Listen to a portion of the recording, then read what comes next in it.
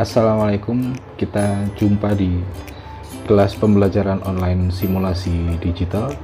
Ya, mungkin di masa pandemi ini kita akan lebih sering bertemu seperti ini, entah itu nanti melalui video di YouTube yang bisa kalian lihat di YouTube, atau nanti kita bisa akan bertemu di Google Classroom ataupun media atau platform yang lain. Baik, anak-anak, untuk simulasi digital ini adalah materi pembukaan kita. Akan saya bagi menjadi dua sesi sepanjang 5-7 menit untuk satu sesinya. Yang kali ini akan saya buka dengan konsep ide.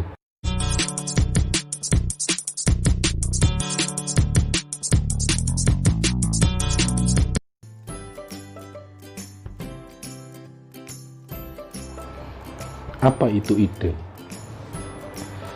Ide adalah sebuah imajinasi, ya, di mana ini adalah sebuah hasil konsep pemikiran yang dihasilkan oleh otak kita ketika kita sedang menemui sebuah persoalan atau permasalahan.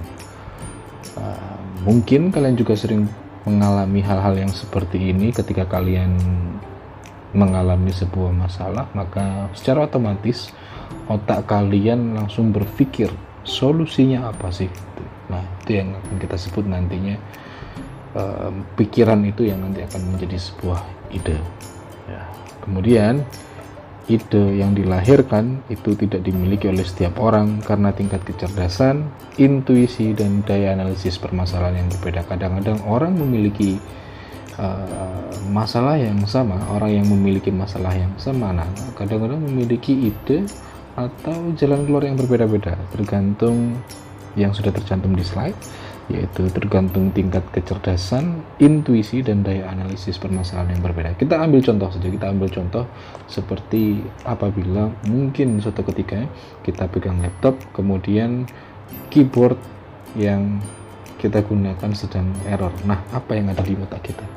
Kita langsung berpikir, kita berimajinasi bagaimana cara menyelesaikan masalahnya. Yang pertama, mungkin kalian yang sudah pernah mempelajari komputer di SMP dulu langsung berpikir nih, ide apa yang bisa saya lakukan ya kalau saya punya masalah yang seperti ini. Oke, ganti keyboard, USB, dan seterusnya. Nah, ini berbeda dengan orang awam yang mungkin belum pernah belajar komputer seperti kalian dulu di SMP. Mungkin orang bingung. Oke, apa manfaat ide dan gagasan? Nah, manfaatnya yang pertama adalah membantu kita memecahkan masalah. Yang kedua adalah memberikan kontribusi yang positif, jelas karena kita sudah menemukan jalan keluarnya, sehingga ide yang positif itu akan otomatis terungkap. Kemudian yang ketiga adalah dengan memikirkan sebuah ide, akhirnya kita tidak berpikir pendek, sehingga hal-hal yang melawan hukum, melawan norma agama, sosial ini bisa kita hindari karena kita berpikir menggunakan otak kita. Kemudian yang keempat adalah mampu memberikan wacana yang baru bagi sebuah ilmu, karena ide-ide yang dihasilkan oleh masing-masing orang itu akan berbeda, sehingga ini akan memperkaya khasanah ilmu keilmuan kita. Kemudian yang terakhir adalah memotivasi orang lain, ya, untuk melakukan hal yang sama. Jika saya bisa memikirkan sebuah ide yang seperti ini, maka orang lain juga pasti akan bisa. Nah, apa itu simulasi dan komunikasi digital? Pelajaran kita adalah simulasi dan komunikasi digital. Apa itu?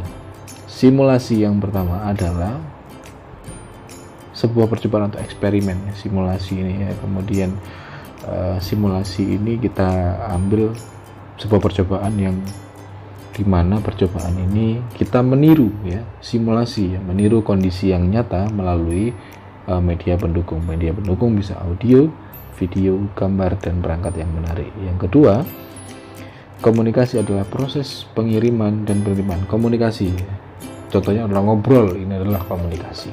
Nah, yaitu sebuah penyampaian, ya, atau pengiriman dan penerimaan data informasi antara dua atau lebih pengguna. Nah ini ya, nanti kita akan belajar di belakang tentang komunikasi. Komunikasi, ada beberapa jenis komunikasi. Nanti intinya adalah komunikasi itu bisa dilakukan dengan